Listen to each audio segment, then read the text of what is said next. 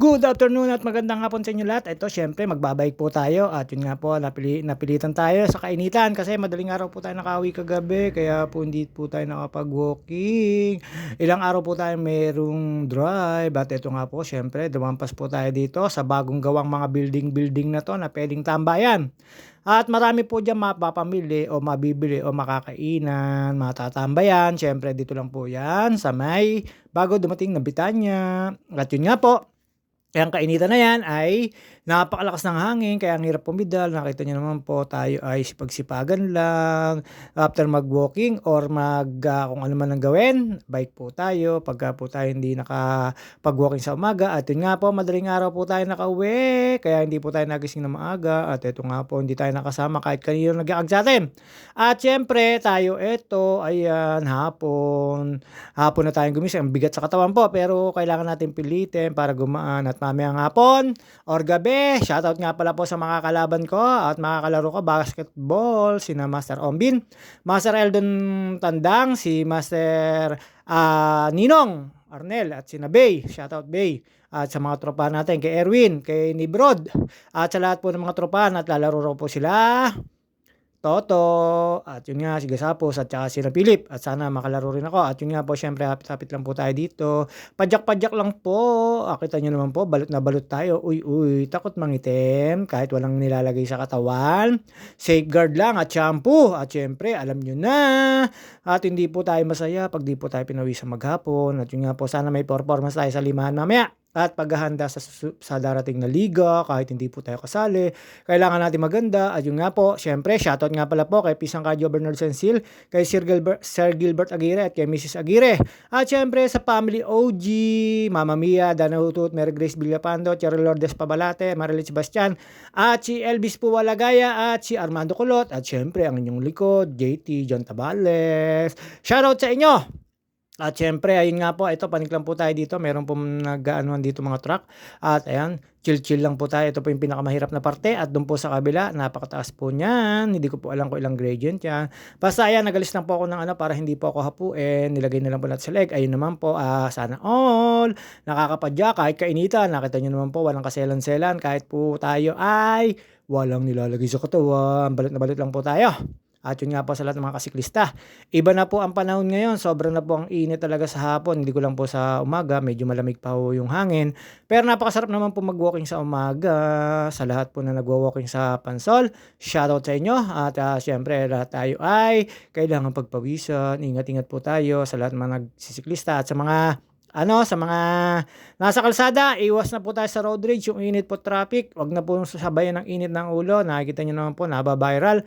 Pag nakuna ng video, masisend sa LTO, alam nyo na ang kapalit. Ayun nga po ito, show cause order, tapos patatawag po kayo, show cause order nga, patatawag pa. At yun nga po ito, papanik po tayo ng papanik dito. Ayan, dito po tayo dumaan sa may grotto. Yun nga po, wala pong tawag dito tubig, wala po yung hidden falls.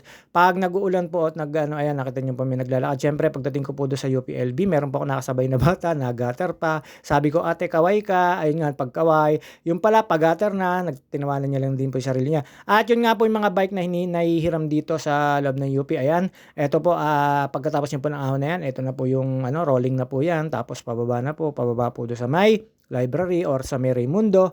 Syempre, pakanan po tayo, doon po tayo sa Metulay, papunta po tayo ng Umali, sa kabilang Umali po. Pero dito po kung hahanapin nyo po yung temple dito sa UP, wala na po yung temple sa UP, naging building na po. At ayun nga po, syempre may pinaghahandaan po tayo na pagpapapawis po, wala pong ride.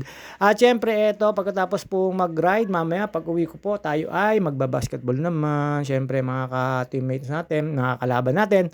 Sa susunod na liga, magkakalaban po kami. Pero alam nyo naman, wala naman po tayong laro. Wala rin po tayong galing-galingan lang po. Ayun nga po, meron tayo. At saka Marites, chismis, yun lang po yung meron tayo. At syempre ito, shoutout nga pala po kay Ate Sian at sa aking anak na si Dana May Baluyot. Shoutout sa inyo. At kay kay AC Palentino, kay Wilby Cabelos, kay Soiti Manalo, at kay Edwin Inolba, shoutout sa inyo, sa mga tropahan natin dyan, at kay Ate Monica Biera. At syempre kay paring Arnold Javier, kay paring Joseph Katapang, kay paring Eugene Palentino at kay paring Topper Sarmiento. Shoutout sa inyo.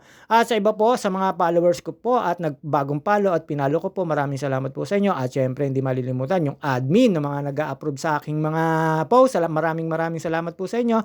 Kilala nyo po kung sino po kayo sa lahat po ng admin. At syempre ayan, nandito po tayo sa Boy Scout of the Philippines. Meron po ako nakita mga nakalagay na po dito parang tent, pero ano lang naman po, tolda, mukhang meron pong darating na event dito, mga nagka-camping.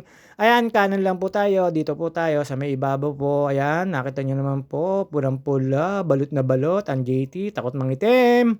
Siyempre po, ang hirap po magpaputi ng safeguard. Joke lang po yun. Siyempre, sa mag-sponsor dyan, Bikini Man. At ayan, medyo pagod-pagod na po tayo dyan. Pero pababa na po yan. After po niya ng konting ahon na yan. Pababa na po yan. Papunta po dun sa may security guard. At yun nga po, dito daanan po natin yung 3 finger na pang ano ng Boy Scouts. At syempre, dito, dire-diretso lang po tayo. Hindi na po tayo magtatagal dyan. Wala naman pong tatambayan dyan. Dahil hapon na po at saka po wala naman pong tubig at syempre alam nyo na dire-diretso lang po tayo, ganyan naman po ako magpumadyak at yun nga po, ito ay papawis lang po. Hindi po ako nakapagpapawis kanina kasi po madaling araw po ako nakauwi at ito po dito sa hapon na to at mahirap naman po ng puyat tapos baka ma-overfatigue po tayo kaya ito medyo masama ang pakiramdam niyan. Pero kailangan natin pumadyak para mawala yung sama ng pakiramdam. Ayun nga po, dire-diretso lang po tayo dito. Ayan, makikita nyo po napakasariwa po ng hangin dito kaya gustong-gusto ko po rito sa Home Sweet Home mag-bike or magpapawis. Gawa po ng ayan. Kokonti po yung mga sasakyan, kokonti rin po yung mga usok na malalanghap nyo na galing sa mga makina. Pero dito syempre masasala na po ng mga dahon-dahon ng puno. Dito naman po bawal po magputol dyan. At syempre ito pababa na po tayo. Alam nyo naman po tayo. Ayan, medyo nandito na po tayo sa may tulay. Ayan, napakaganda po ng view dito. At napakataas po niyan, pero sa baba po niya meron pong tubig, galing po sa taas yan. At syempre ito, kaliwa lang po tayo. Ito na po yung sinasabi ko sa inyo. Sa likod po tayo ng Umali Building. Tapos dito nakakita ko na po yung bata na nagbabike na yung ID lang po ata o may rentang ano dito sa bike. Yung po yung gamit niya, yung di-electric. Pero syempre, chill-chill lang po tayo. Tambay po tayo doon sa dulo, sa may tower. At makikita nyo po dito sa pagtambay ko po sa gitna, yung mga family po na nagpipiknik. Tapos yung mga iba nakatambay po. Ayan, makikita nyo po si ate. Ayan, syempre ayan, nakita nyo po yun. Wala na po yung mga rides. At pagkalampas ko po dyan, nakasabay ko po si ate. Makikita nyo po, malaglag po siya sa gutter. Katitingin at kakakaway sa camera. Ayan, si ate. Ayan, ayun, nakita nyo naman po. Oh, laglag. Natawa rin po siya sa sarili niya. Siyempre, tayo natawa rin po. At nagbabay na siya. At yun nga po, pagkatampas ko po rito sa may women's dorm. Tumambay po tayo sa kalagitnaan ng Freedom Park. Ayan, nakita nyo naman po sa Freedom Park. Ayan, may mga nagpipiknik po, may nakahiga po. Ang dami naman pong pwedeng gawin dito. Pwede po kayo mag-volleyball or mag-jackstone. Joke lang po yun. At pwede po kayong kumain dito at wala naman po makikialam sa inyo. Basta yung mga kalat nyo ay iuwi nyo dahil meron naman po rito mga basurahan, doon nyo na lang po ilagay dyan sa mga tagiliran po ng bench na yan. Nandito po tayo sa kabila. Wala po tayo doon sa may, ano na yun, sa may Baker Hall. Nandito po tayo sa harapan at nakita nyo naman napakalapad ng field na to. Ayan, nakita nyo naman po may mga naglalarong bata, may mga nakain, may mga nagpipiknik at after po nyan, syempre, eto, sinundan ko na po yung mga kabataan na nagbabike. Ayan, yun po yung mga nakapadlock dito mga bike. Ayan, si ate lang hilig sa gutter. Ayan, kasama niya po yan. Ayan, tinawanan. Tapos sabi, oy kuya, ayan, kumaway uli. At sinabi pa nung isa na, ate, kumaway ka, binibidyoan ka. Ayun nga po, nakalampas na po tayo. At syempre, pagdating po dito sa dulo, ayan, sana all, nagpaano ng aso. At syempre dito, pwede naman po kayo magdala ng aso, pwede nyo pong igala dito, basta po yung dumi niya or ihi niya, kayo na po ang bahala. Hindi naman po bawal dito ang mga pets o ano ba ang tawag o mga alaga. Basta ayan, dire-diretso lang po tayo dito. Ayan, ang kainit-kainitan. Syempre, hindi maaaring di tayo dadaan sa St. Therese dito, mga ka-GT, doon po sa St. Therese, alam nyo na.